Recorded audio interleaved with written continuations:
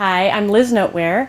I'm an attorney at the Ninth Circuit Court of Appeals, and I'm a very proud co-chair of BALIF, the Bay Area Lawyers for Individual Freedom, and I just want to reassure you that it gets better. I grew up in Texas, and although I wasn't aware at a very early age that I was gay, I certainly knew that I was different. And I think that that manifested itself through my feelings that things should be better than they were for women. I was a feminist, and that was not an easy thing to be, certainly in junior high and high school. That wasn't a really popular position. And only later did I understand that my passion for women's rights had a very personal aspect to it as well. Growing up and feeling different, I tried a couple of different things to deal with those feelings. I did a lot of information gathering on my own, and I wasn't really interested in a lot of the sort of day-to-day petty schoolyard stuff, and so I don't know, I listened to a lot of public radio, I did a lot of reading on my own, and then in searching for a solution to that feeling of difference, I started to go very far afield. I was an exchange student my junior year in high school. I took a whole year away. That didn't really work. That didn't answer the questions that I had about who I was supposed to be. But then after high school, I left Texas and I came to Northern California for college.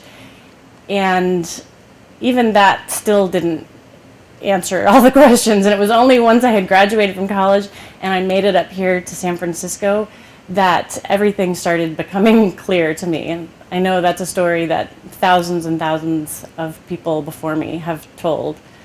I found such an incredibly welcoming community of gay people here, and it not only was a welcoming community, but it was actually a thriving and edgy and the most interesting community that I could hope to be a part of. It was political people, and it was people doing amazing social events, and it was a group of people that had really thought long and hard about what kind of people they wanted to be. These were not people who had just walked the path that had been given to them by their family or other people in their town. Every person had chosen their own path, and that really showed. And that made a big difference to me. That made me feel that whatever path I decided to walk was going to be okay, and was going to be right. Even though my parents are quite religious, they took the news fairly well, and I think they had sensed from an early age that I wasn't going to be a typical child. And so I think things really fell into place once I confided in them. And I only confided in them once I had gotten my heart broken terribly for the first time. That probably wasn't the right thing to wait for. I would have rather shared with them in great happiness. But it's been amazing having them be part of my later happinesses. I have a spouse now and a child, and that is more than I would have ever dreamed of in Texas growing up as a teenager. And my parents love my spouse and idolize my child, and that's what I mean when I say it not only gets better, it gets amazing. I would say to anyone who's struggling with their identity that it is always a richer experience in the end to be true to yourself, and that to be something other than what you were born to be can be exhausting and diminishes your ability to be a creative and fabulous and productive person in this world. So if you can let things slide off your back and not let it drag you down, just see it as noise, then I think you'll be a better contributor to the world, which is what was important to me.